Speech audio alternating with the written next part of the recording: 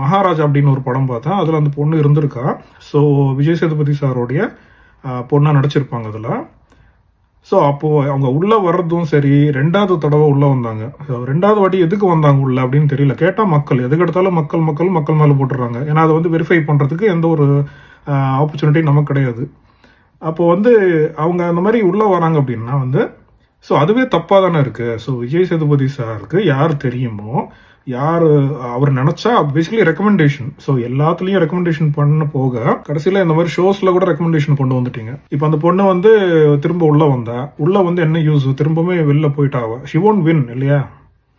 சரி, what ever be the intention, அவங்க கஷ்டப்படுற ஃபேமிலி, அவங்க ஏர்ன் பண்ணணும், நீங்கள் ஏதோ ஹெல்ப் பண்ணணும்னு நினைக்கிறீங்க, அது நீங்கள் பர்சனலாக பண்ணிக்கிங்க. உங்களோட இன்ஃப்ளூயன்ஸ் பேசிக்கலி நீங்கள் உங்களோட இன்ஃப்ளூயன்ஸை யூஸ் பண்ணி அந்த பொண்ணு, அந்த கண்டஸ்டன்ட், வெளியில் போன கண்டஸ்டண்ட்டை உள்ளே கொண்டு வந்திருக்கீங்க. அதே மாதிரி பிரவீன் காந்தி சாரை கொண்டு வந்திருக்கலாமே உள்ள.